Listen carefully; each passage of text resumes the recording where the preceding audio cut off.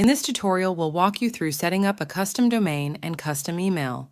To begin with the custom domain setup, log into your CertifyMe account, navigate to Account Setup.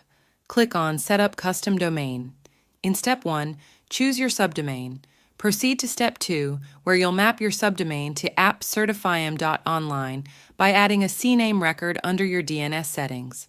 Finally, in Step 3, update your subdomain and save your changes. Now, let's dive into setting up the custom email. Within your account settings, select Custom Email Setup. Scroll down to Access Email Settings. Craft your email template using the provided placeholders. Next, update the SMTP settings with the following details: email ID, username, same as the email ID, passcode, SMTP server, port subject line, CC and BCC.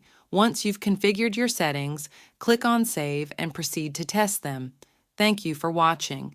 If you encounter any issues or have questions, our support team is here to assist you. Happy certifying!